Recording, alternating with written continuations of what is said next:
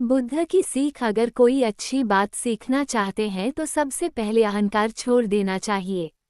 इसके बाद विनम्रता के साथ ही अच्छी बातों को जीवन में उतारा जा सकता है। बुद्धा स्टोरी दुखों का कारण। Gautam Buddha story in Hindi. अपने दुखों का कारण आप स्वयं ही हैं। गौतम बुद्ध के जीवन का प्रेरक प्रसंग। गौतम बुद्ध के जीवन के कई प्रेरक प्रसंग हैं। गौतम बुद्ध की कहानियां हमें सुखी और सफल जीवन जीने के सूत्र बताती हैं। गौतम बुद्धा स्टोरी अपने दोस्तों के साथ शेयर जरूर करें। Buddha story in Hindi. परेशानियां हर जगह हैं और हम परेशानियों से बच नहीं सकते, इसलिए सदा उनका सामना करें। गौतम बुद्ध। परेशानियों से डरे नहीं, उनका सामना करें। गौतम बुद्ध कौशाम्बी नगर में रह रहे थे। वहां की रानी गौतम बुद्ध का अलग अलग तरीकों से अपमान करती थी।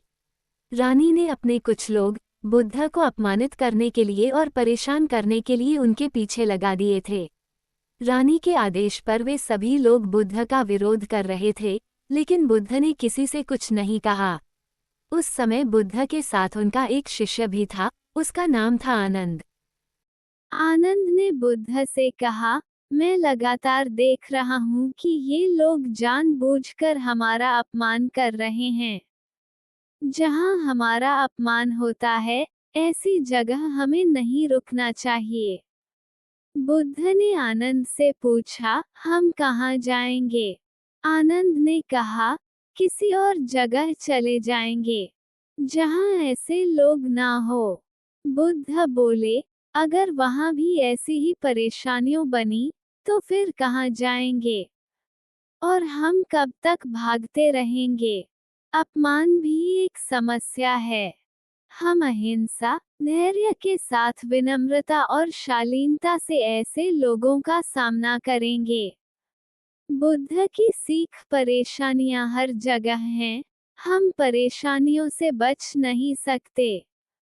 इसलिए समस्या चाहे कैसी भी हो, हमें उसका सामना करना चाहिए। किसी व्यक्ति के लिए पहले से ही कोई राय न बनाएं। गौतम बुद्ध का एक खास शिष्य धम्माराम आश्रम में अपना काम करता और काम पूरा होने के बाद वह एकांत में चला जाता था। वह किसी से ज्यादा बातचीत भी नहीं करता था।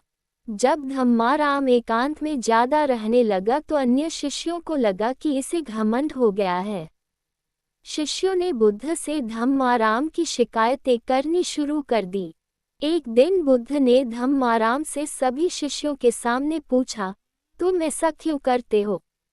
धम्माराम बोला, आपने कहा है कि कुछ दिनों में आप ये संसार छोड़ देंगे, तो मैंने ये विचार किया है कि जब आप चले जाएंगे तो हमारे पास सीखने के लिए क्या रहेगा।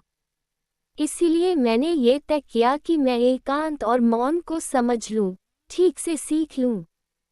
ये दो काम आपके जीते जी मैं करना चाहता हूँ। बुद्ध ने अन्य शिष्यों से कहा, तुम सभी ने देखा कुछ और समझा कुछ।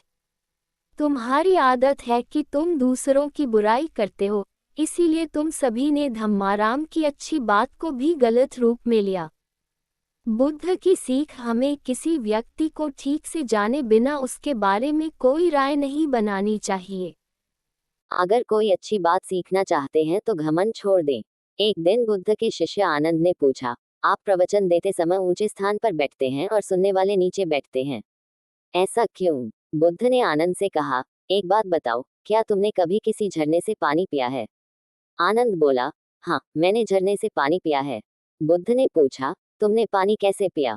आनंद ने कहा, झरना ऊपर से बह रहा था, मैं झरने के नीचे खड़ा हो गया और पानी पी लिया। बुद्ध बोले, अगर झरने से पानी पीना है तो नीचे ही खड़े होना पड़ेगा। जो सत्संग, कथा या प्रवचन होता है, उसमें कहने वाला ऊपर बैठता है। उस कथा का संदेश ग्रहण करना है तो सुनने वाले को नीचे ही बैठना होगा। नीचे बैठने से हमारे स्वभाव में विनम्रता आती है, हमें अच्छी बातों को जीवन में उतारने की प्रेरणा मिलती है। ऐसा करने से हमारा घमंड दूर होता है। बुद्ध की सीख। अगर कोई अच्छी बात सीखना चाहते हैं तो सबसे पहले अहंकार छोड़ देना चाहिए। इसके बाद विनम्रता के साथ ही अच्छी बातों को जीवन में उतारा जा सकता है। बुद्धं चरणं गच्छामि, बुद्धं चरणं